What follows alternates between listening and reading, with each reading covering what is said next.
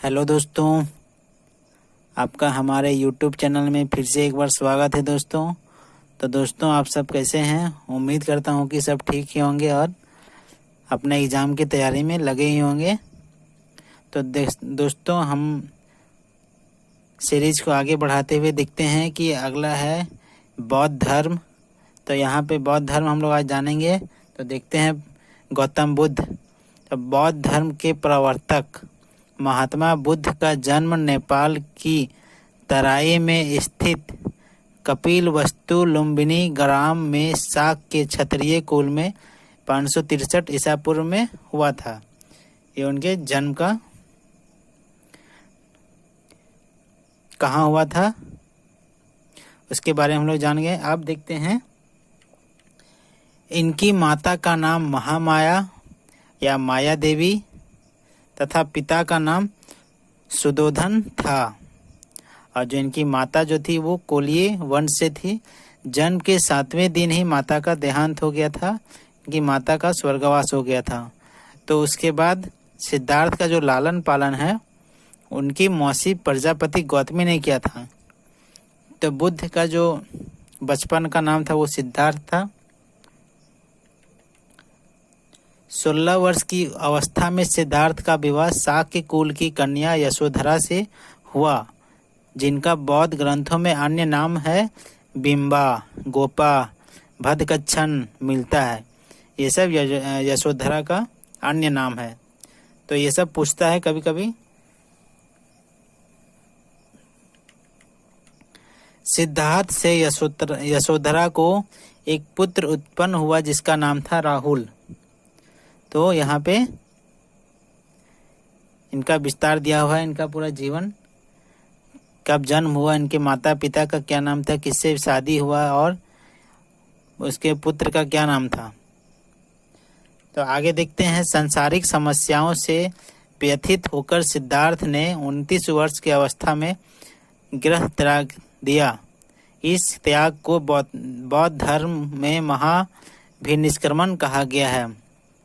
मतलब जब सिद्धार्थ ने 19 वर्ष की अवस्था में अपना गृह त्याग दिया, गृह को छोड़कर चले गए, तो इस गृह त्याग को महाभिनिष्क्रमण कहा गया है।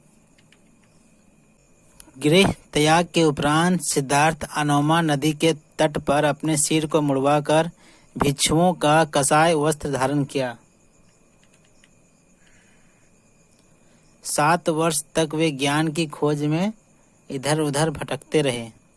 सर्वप्रथम वैशाली के समीप अलार कलाम सांख्य दर्शन के आचार्य थे। तो अलार कलाम नामक सन्यासी के आश्रम में आए।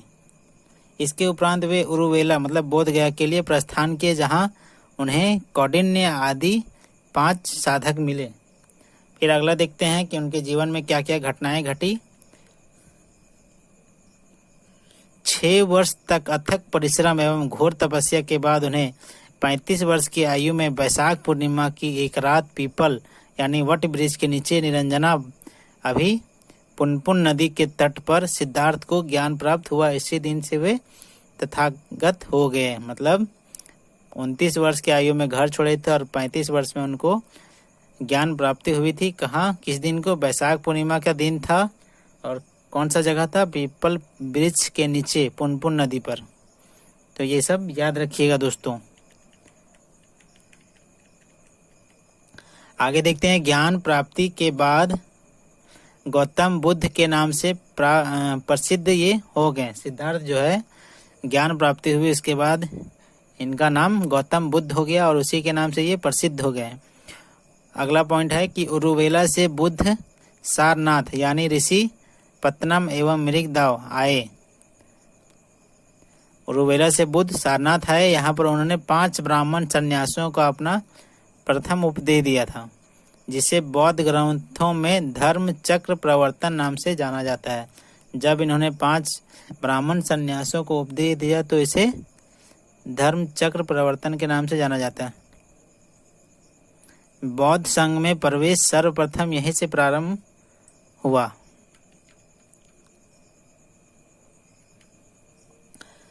फिर अगला है, महात्मा बुद्ध ने तपस्या एवं कालिक नामक 2 शूद्रों को बौद्ध धर्म का सर्वप्रथम अनुयायी बनाया। बुद्ध ने अपने जीवन का सर्वाधिक उपदेश कौशल देश की राजधानी श्रावस्ती में दिया था। उन्होंने मगध को अपना प्रचार केंद्र बनाया। बुद्ध के प्रधान, और एक पॉइंट छूट गया है, बुद्ध के प्रसिद्ध अनुयायी शासकों में बिंबिसार, प्रसेनजीत तथा उदयन थे। शासक में ये सब थे उनके अनुयायी। तो बुद्ध के प्रधान शिष्य उपाली व आनंद थे। सारनाथ में ही बौद्ध संघ की स्थापना हुई। ये सब बहुत ही इम्पोर्टेंट फैक्ट्स है, इसको आप याद रखिएगा जरूर से जरूर। अगला है महात्मा बुद्ध अपने जीवन के अंतिम पड़ाव में हिरण्यवती नदी के तट पर स्थित कुशीनारा पहुंचे, जहां पर 483 ईस्वी पूर्व में 80 वर्ष की अवस्था में इनकी मृत्यु हो गई। इसे बौद्ध परंपरा में महापरिनिर्वाण के नाम से जाना जाता है। तो उनके जो मृत्यु हुई और जो उनका 483 ईसा पूर्व में 80 वर्ष में मृत्यु होगी, उस अवस्था को महापरिनिर्वाण कहा जाता है। मृत्यु से पूर्व कुशीनारा में परिवर्जक सुभक्ष के उन्होंने अपना अंतिम उपदेश दिया था। महापरिनिर्वाण के बाद बुद्ध के अवशेषों को 8 भागों में विभाजित कर दिया गया। बौद्ध धर्म की शिक्षाएं एवं सिद्धांत क्या क्या हैं? तो बौद्ध धर्म के त्रिरत्न है बुद्ध, धम्म और संघ। ये उनके त्रिरत्न है, पूछ सकता है। बौद्ध धर्म के मूल आधार 4 आर्य सत्य हैं। तो क्या क्या 4 आर्य सत्य हैं? कि एक दुख पहला, फिर दुख समुदाय, फिर दुख निरोध, और चौथा में है दुख निरोध गामिनी प्रतिपदा, यानी कि दुख निवारक मार्ग अथवा अष्टांगिक मार्ग।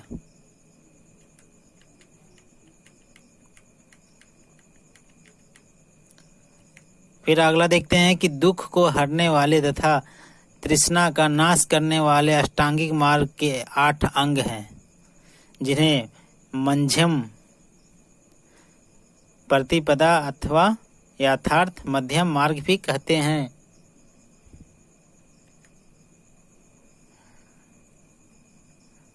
अष्टांगिक मार्ग के 3 मुख्य भाग हैं, एक प्रज्ञा, शील और समाधि। इन 3 प्रमुख भागों के अंतर्गत जिन 8 उपायों की प्रस्तावना की गई है वह निम्न है।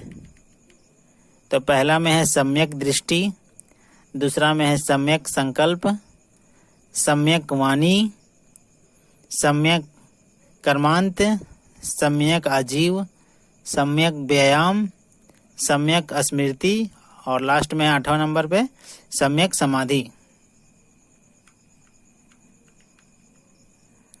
अष्टांगिक मार्ग को भिक्षुओं का कल्याण मित्र कहा गया है। बौद्ध धर्म के अनुसार मनुष्य के जीवन का परम लक्ष्य है निर्वाण प्राप्ति। जो बौद्ध धर्म के अनुसार मनुष्य का जीवन का परम लक्ष्य है कि निर्वाण की प्राप्ति। निर्वाण का अर्थ है दीपक का बुझ जाना, मतलब जीवन मरण के चक्र से मुक्त हो जाना। यह निर्वाण इसी जन्म से प्राप्त हो सकता है, किंतु महापरिनिर्वाण मृत्यु के बाद ही संभव है। जिस प्रकार दुख समुदाय का कारण जन्म है, उसी तरह से जन्म का कारण अज्ञानता का चक्र है। जिस प्रकार दुख समुदाय का कारण जन्म है, उसी तरह से जन्म का कारण अज्ञानता। इस अज्ञान रूपी चक्र को प्रतीत्य समुत्पाद कहा जाता है, या समुत्पाद कहा जाता है। प्रतीत्य समुत्पाद का शाब्दिक अर्थ होता है प्रतीत मतलब किसी वस्तु के होने पर, और समुत्पाद मतलब किसी अन्य वस्तु की उत्पत्ति। बौद्ध धर्म अनात्मवादी है, इसमें आत्मा की परिकल्पना नहीं की गई है। यह पुनर्जन्म में विश्वास करता है। अनात्मवाद को निरात्मवाद भी कहा जाता है। तो अनात्मवाद को निरात्मवाद भी कहा जाता है, इसको याद रखिएगा। बौद्ध संघ का दरवाजा हर जातियों के लिए खुला है। यहाँ पे किसी भी जाति से कोई बैर नहीं किया गया है। स्त्रियों को भी संघ में प्रवेश का अधिकार था। संघ की सभा में प्रस्ताव यानी नति का पाठ होता था। प्रस्ताव पाठ को अनुशासन कहते थे। सभा की वैध कार्यवाही के लिए न्यूनतम संख्या, जिसको कोरम कहा जाता था, उसकी संख्या 20 थी। संघ में प्रविष्ट होने का उपसंपदा कहा जाता था। मतलब जो संघ में प्रवेश करने की प्रक्रिया जो थी या उसको उपसंपदा कहा जाता था। बौद्ध के लिए महीने के 4 दिन अमावस्या, पूर्णिमा और 2 चतुर्थी दिवस उपवास के दिन होते थे। मतलब महीना का 4 दिन उपवास के दिन होते थे। एक अमावस्या, पूर्णिमा और 2 चतुर्थी दिवस, 4 दिन।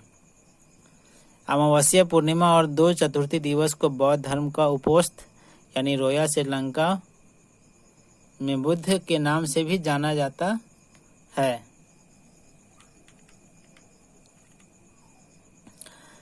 बौद्धों का सबसे पवित्र एवं महत्वपूर्ण त्यौहार जो है वैशाख पूर्णिमा है, जिसे बुद्ध पूर्णिमा के भी नाम से जाना जाता है। इसे हम लोग सभी को जानते हैं।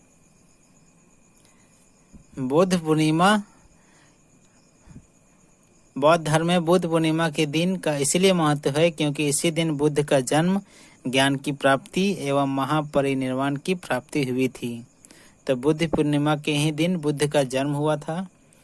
उसी दिन उन्हें ज्ञान की प्राप्ति हुई थी और उसी दिन उन्हें महापरिनिर्वाण यानी मृत्यु भी उसी दिन हुई थी। इसीलिए इसको बुद्ध पूर्णिमा के नाम से जाना जाता है। महात्मा बुद्ध से जुड़े 8 स्थान तो क्या क्या है? लुम्बिनी, गया, सारनाथ, कुशीनगर, श्रावस्ती, संकास्य, राजगिरी तथा वैशाली को बौद्ध ग्रंथों में अष्ट महास्थान के नाम से भी जाना गया है। अब देखिए यहाँ दोस्तों की बौद्ध संगतियाँ, जो यहाँ से बहुत क्वेश्चन आते हैं कि कौन सी संगति, बौद्ध संगति कब हुई, कहाँ हुई और उसके अध्यक्ष कौन थे। तो 4 बौद्ध संगतियाँ हैं, जिसमें पहला है कि प्रथम बौद्ध संगति का जो स्थान था वो राजगिरी यानी सप्तवर्णी गुफा थी। समय था 483 ईसा पूर्व। अध्यक्ष इसके थे महाकश्यप या महाकश्यप। शासनकाल इस समय किसका था? तो अजातशत्रु हर्यक वंश का। उद्देश्य क्या था कि बुद्ध के उपदेशों को 2 पिटक यानी विनय पिटक तथा सूत पिटक में संकलित किया गया। सा यहाँ आ गया है। फिर द्वितीय जो बौद्ध संगति हुई वो उसका स्थान था वैशाली। समय था जस्ट 1 साल बाद 383 ईसा पूर्व। अध्यक्ष थे सर्वकामी या साबक मीर, इसको सर्वकामनी भी कहा जाता था। तो शासनकाल इनका काला शोक था, शिशु नागवंश के थे और उद्देश्य था अनुशासन को लेकर मतभेद के समाधान के लिए बौद्ध धर्म स्थाविर एवं महासंधि 2 भागों में बट गया। तो पहला बौद्ध संगति 483 ईसा पूर्व में और दूसरा बौद्ध संगति 383 ईसा पूर्व था।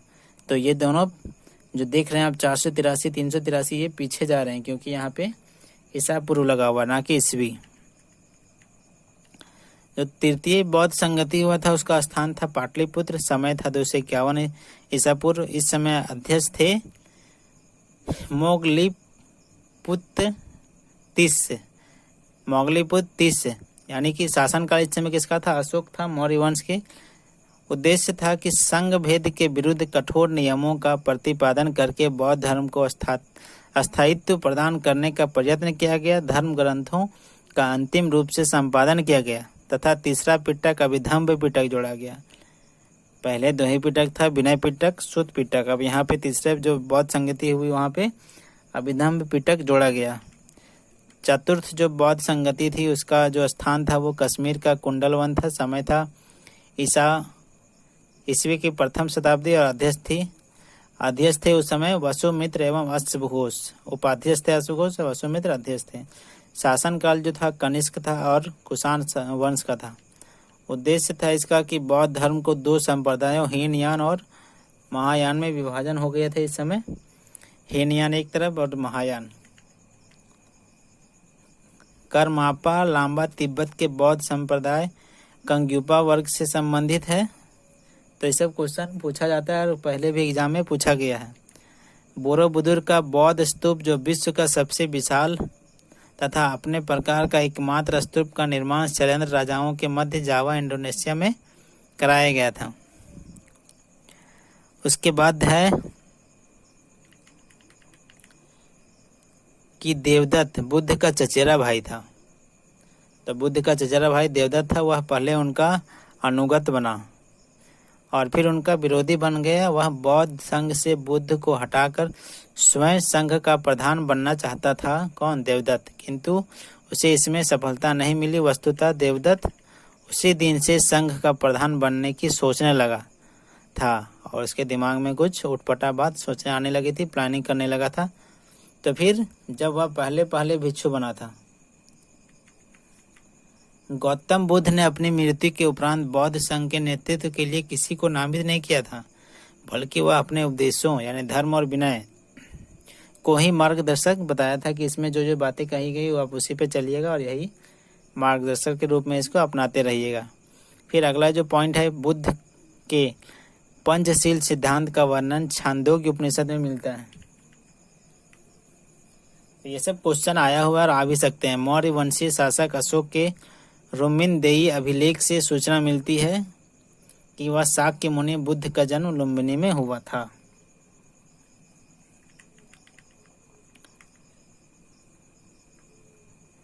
अगला जो है कि महापरिनिर्वाण मंदिर उत्तर प्रदेश के कुशीनगर जिले में स्थित है।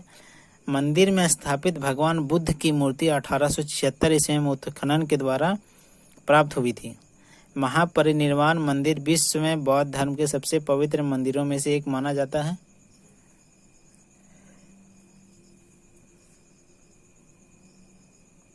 भारतीय कला में बुद्ध के जीवन के प्रथम उपदेश का चित्रण जो था वो मृग सहित चक्र द्वारा हुआ। बुद्ध ने अपना प्रथम उपदेश सारनाथ के मृग दाव यानी हिरण वन में दिया था।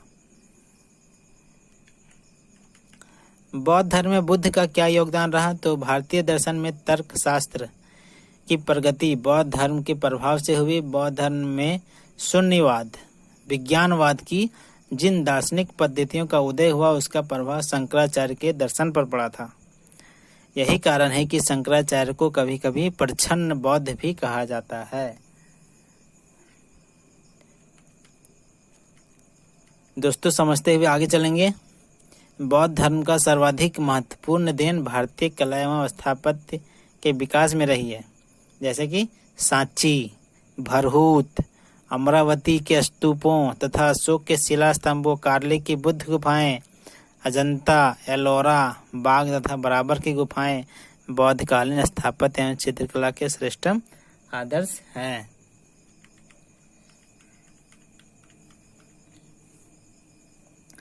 गांधार शैली के अंतर्गत सर्वाधिक बुद्ध मूर्तियों का निर्माण किया गया है। संभवतः प्रथम बुद्ध मूर्ति मथुरा कला के अंतर्गत बनी है।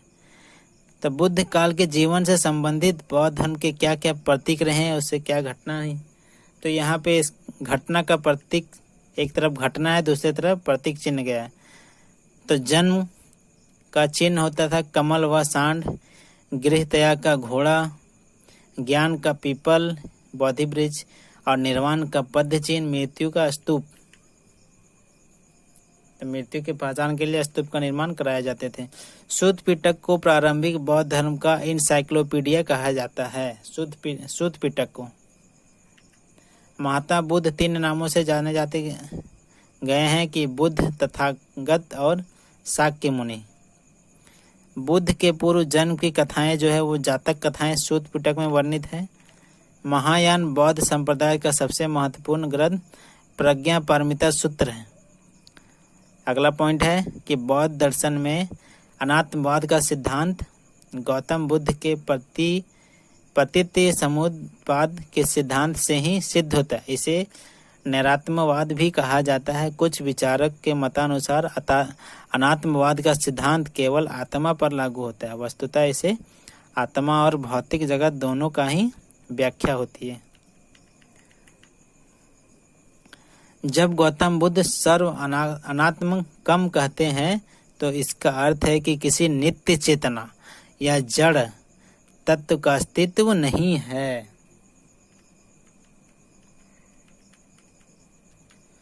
गौतम बुद्ध को एशिया के ज्योति पुंज के तौर पर जाना जाता है। एशिया के ज्योतिपुंज के तौर पर उनको जाना जाता है। गौतम बुद्ध के जीवन पर एडविन अर्नाल्ड के द लाइट ऑफ एशिया नामक काव्य पुस्तक की रचना की थी। गौतम बुद्ध के जीवन पे क्वेश्चन आ सकता है कि कौन सी किताब किसने लिखी थी। महायान शाखा में बुद्ध को देवता माना गया है तथा उनकी पूजा की जाने लगी। इसी प्रकार कनिष्क के काल में बुद्ध धर्म की महायान शाखा के तहत गौतम बुद्ध को एक देवता का स्थान दिया गया।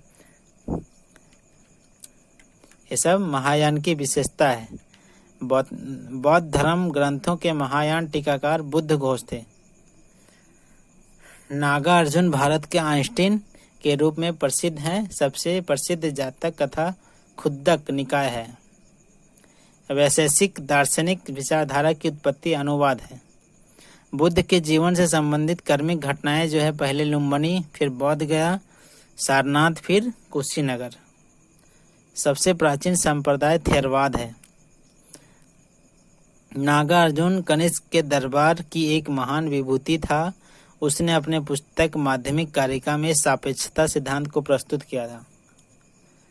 तो नागार्जुन बौद्ध भिक्षु जिसने प्रथम सदी ईस्वी में चीन जाकर बौद्ध कृतियों की चीनी भाषा में अनुवाद किया था। ये क्वेश्चन आया हुआ है। शून्यता के सिद्धांत का सर्वप्रथम प्रतिपादन नागार्जुन ने किया था। इसे सापेक्षवाद भी कहा जाता है, जिसके आधार या जिसके अनुसार प्रत्येक वस्तु किसी न किसी कारण से उत्पन्न हुई है और वह उन पर निर्भर है। मतलब जितना भी वस्तु है, जीव है, वो किसी न किसी कारण से उनका जन्म हुआ है और वे उन पर निर्भर है। महायान संप्रदाय का उदय आंध्र प्रदेश में माना जाता है। महायान का बुद्ध ने स्वयं अनित्यवाद के सिद्धांत का प्रतिपादन किया था। गृहस्थ जीवन में रहकर बौद्ध धर्म को मानने वाले को उपासक कहते हैं। जो शादीशुदा भी हैं फिर भी बौद्ध धर्म को मान रहे हैं, उनको उपासक कहा गया। सर्वप्रथम स्तूप शब्द का वर्णन ऋग्वेद में प्राप्त होता है। इसके अतिरिक्त अथर्ववेद, वाजसनेयी संहिता, तैत्तिरीय ब्रह्मांड संहिता, पंचविंश ब्रह्मांड आदि ग्रंथों से स्तूप के संबंध में जानकारी मिलती है। स्तूप का शाब्दिक अर्थ होता है कि किसी वस्तु का ढेर। अपने प्रिय शिष्य आनंद के कहने पर बुद्ध ने वैशाली में स्त्रियों को बौद्ध संघ में भिक्षुनी के रूप में प्रवेश की अनुमति प्रदान की थी। अपने शिष्यों के कहने पर बौद्ध संघ में सर्वप्रथम शामिल होने वाली स्त्री जो थी महाप्रजापति गौतमी ही थी। बुद्ध की 80 फुट ऊंची बोधगया में स्थित प्रतिमा लाल ग्रेनाइट एवं बलुए पत्थरों से निर्मित है, जिसके निर्माण में 7 वर्ष का समय लगा। 80 फुट की बोधगया में प्रतिमा है जिसके निर्माण में 7 वर्ष का समय लगा। यह प्रतिमा जापान के दाइजोकियो संप्रदाय द्वारा निर्मित की गई है। हीनयान दिखे जिन अनुयायियों के बिना किसी परिवर्तन के बुद्ध के मूल उपदेशों को स्वीकार किया गया वे हीनयानी कहलाए। हीनयान निम्न मार्गी एवं रूढ़िवादी थे।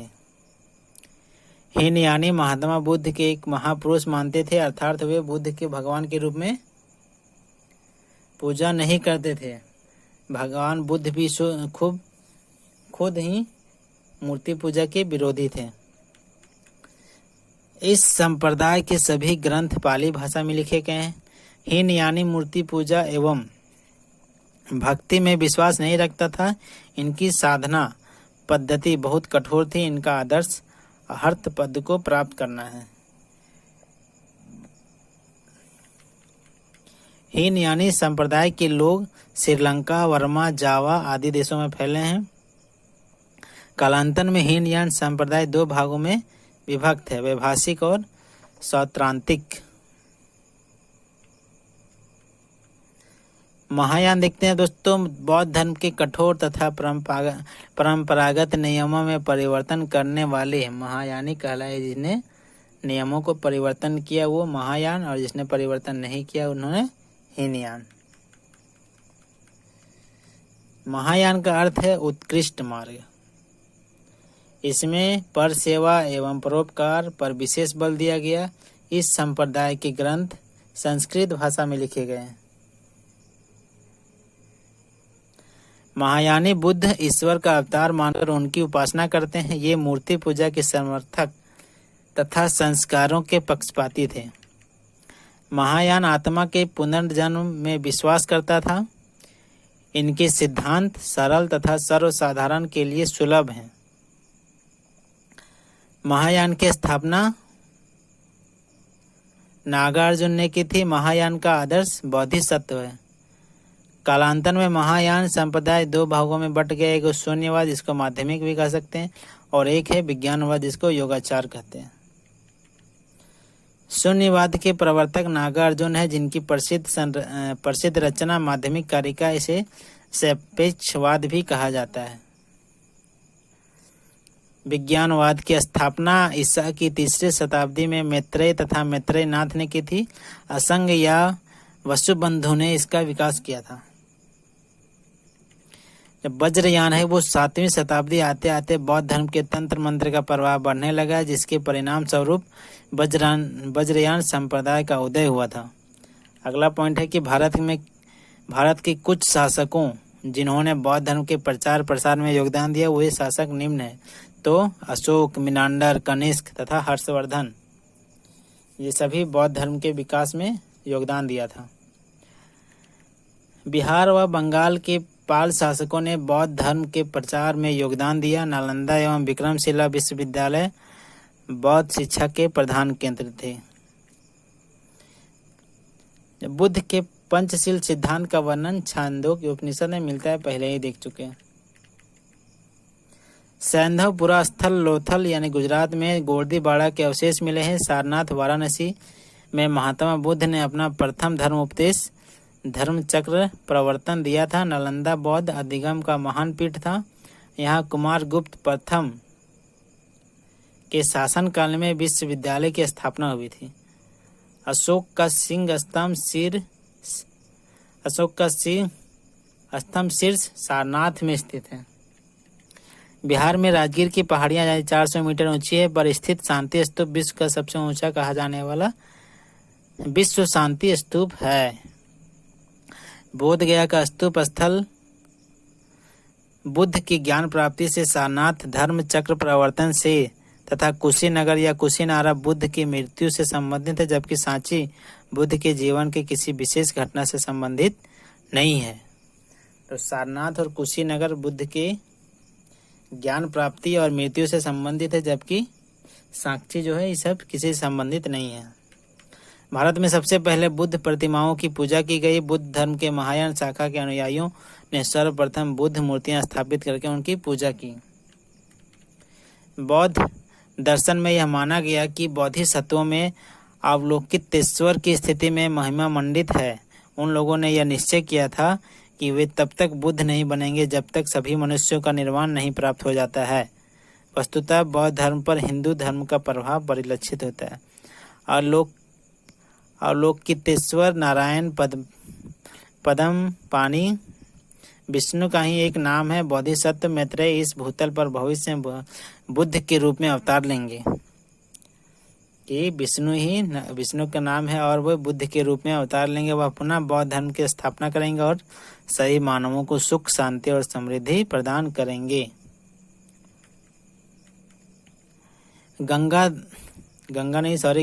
गांधार कला की उत्पत्ति का स्रोत एशिया माइनर तथा हेलेनिस्टिक कला थी। इस शैली की कला का प्रमुख विषय महात्मा बुद्ध का जीवन चरित्र है।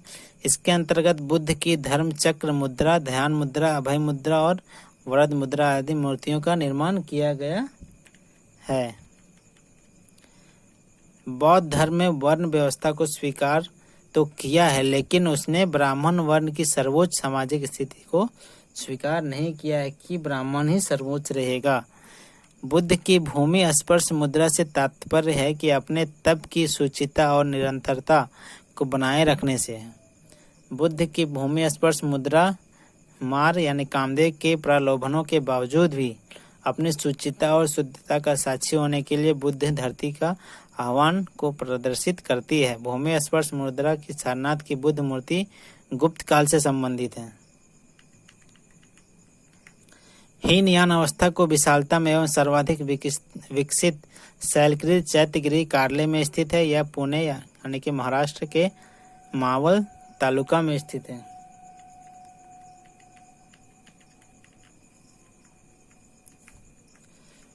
अगला है सालसेती द्वीप में स्थित कन्हेरी गुफाएं महाराष्ट्र में मुंबई शहर का एक प्रमुख पर्यटन स्थल है। ये गुफाएं संजय गांधी राष्ट्रीय उद्यान परिसर में स्थित है। कहाँ स्थित है? संजय गांधी राष्ट्रीय उद्यान परिसर में। प्राचीन अभिलेखों में कान्हा, शैल, कृष्णगिरी, कानगिरी के नाम से उल्लेखित कन्हेरी बौद्धों का प्रमुख केंद्र था। कन्हेरी में एक पहाड़ी में सर्वाधिक संख्या में गुफाओं का निर्माण हुआ है। कन्हेरी की गुफाओं का निर्माण पहली शताब्दी ईसा पूर्व में किया गया था और ये 11वीं शताब्दी के ईस्वी तक इस्तेमाल में रही। गुफा संख्या 41 जो पहले 23 नंबर पे था में अवलोकितेश्वर की एक रोचक मूर्ति स्थित है जिसमें 4 भुजाएं और 11 सिर है। यह अपनी किस्म की भारत में स्थित एकमात्र मूर्ति है। इस रूप की उपासना चीनी, तुर्किस्तान, कंबोडिया तथा जापान के 7वीं 8वीं सदी में लोकप्रिय थी। तो इसमें बहुत ही इम्पोर्टेंट फैक्ट है। प्राचीन काल में बौद्ध शिक्षा के 3 प्रमुख केंद्र नालंदा, वल्लभी और विक्रमशिला तीनों थी। हवेन सांग के अनुसार नालंदा विश्वविद्यालय का संस्थापक शक्रादित्य था।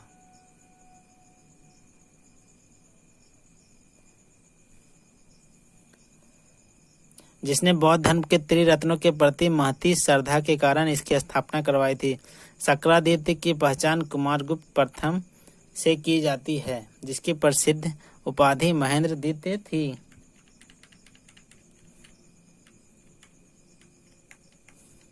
नालंदा महाविहार बौद्ध अध्ययन का आधुनिक केंद्र है जिसे बिहार सरकार ने 1951 में नालंदा में स्थापित किया था।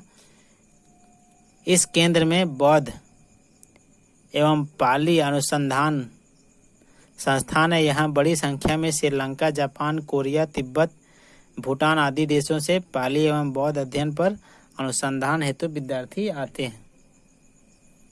तो दोस्तों आज हमने देख लिया बौद्ध धर्म के बारे में। अब अगला दिन देखेंगे कि इसके क्या क्या क्वेश्चन आए हैं, क्या क्या MCQ बन सकते हैं और जो पहले पूर्व में क्वेश्चन आ चुके हैं पहले की परीक्षाओं में, उच्च स्तर की परीक्षा थी उसमें जो क्वेश्चन आए उसको हम लोग देखेंगे और उसका प्रैक्टिस करेंगे। इससे पहले हम लोग इसको अच्छे से पढ़ लेंगे। इसको 2-3 बार वीडियो देखिए, उसके बाद अच्छे से समझ में आ जाएगा। फिर कल हम लोग या अगले दिन जब इसका अगली वीडियो में MCQ आएगा उसमें आप लोग अच्छा प्रदर्शन करके दिखाएंगे और आप लोग को भी अच्छा लगेगा।